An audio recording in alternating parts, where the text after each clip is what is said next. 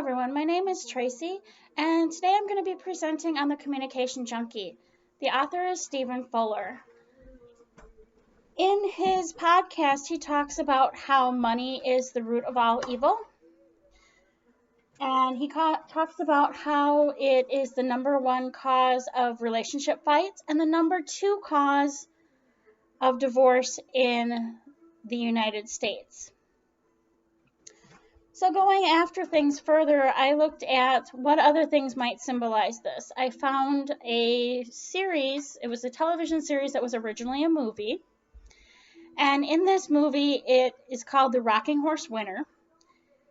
And it talks about a middle-class family in 1926. In this middle-class family, the man is working, and he's working full-time to obviously provide for the family.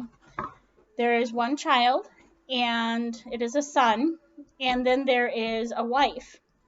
And this wife is very, very greedy. She tries to adorn the house lavishly. She talks about buying expensive clothes for her children or her child. She talks about buying expensive clothes and shoes for herself, to the tune of $100 for a pair of shoes and $150 or more for a dress. She, at one point, is talking to the husband about how he doesn't make enough to support them. And he feels as though he does, but she keeps wanting more. She's craving more.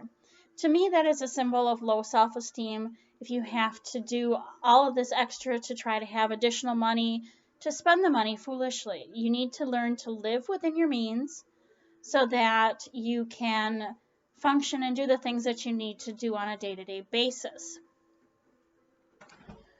So as we go further into this episode, I focused on Season 3, Episode 6 of The Rocking Horse. As we get further into this episode, we learn about how the young boy, who was about 10 at the time, starts to go out and go gambling with his grandfather. He receives a rocking horse for Christmas, and he's rocking back and forth on this rocking horse. And as he's doing this, he's learning somehow that he can pick the winners of the Kentucky Derby and the other assorted derbies in the area. So at least initially, they go out and they try to have some fun and do some gambling on the side. They figure, what's the harm in this? Well, the boy winds up winning quite a bit of money. Not initially, of course, but towards the end. And they agree that they're going to stop after the Kentucky Derby. They want to do just one more, and then they're done. So he and his grandfather go out right before the Kentucky Derby to do this race. He wins the race, of course. They have this nice little nest egg, and in the process of everything, the mom is just about losing the house. So she's packed up a nice suitcase with some clothes and some shoes, and she's gone to try to sell these items to keep the house. She's told her son not to worry about anything. The son says, I have money, I can help. She does not want his money. She's too proud to take it, she says. So going forward, as things progress, he gets this vision while rocking on the rocking horse of who's going to be the Kentucky Derby winner. But he's also lost sight of his health, so by this point, his health is really failing. He literally goes into a catatonic state and falls off the rocking horse and winds up in bed.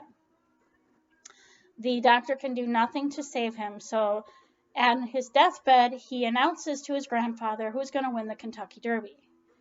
The Kentucky Derby is won by him. They get a whole bunch of money, and he decides prior to dying that he's going to leave this money to his mom so that his mom can live in the manner in which she's accustomed to living. So she's going to be paid $1,000 per year to be paid out on her birthday. The only stipulation is that she not know that it's coming from her son. Her son has now passed away, so this has all been set up to do this. And she's now lost her son.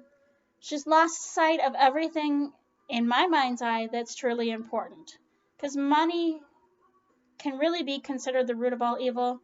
It's not how much you have or what you have as a result of the money. Really, ultimately, what's important is your family and your friends, and that you have enough to survive. You don't need to live lavishly. You just need to survive. So thank you for everybody for joining me for my take on the Communication Junkies podcast and season 3, episode 6 of the Rocking Horse Winner. Thank you very much. Good afternoon.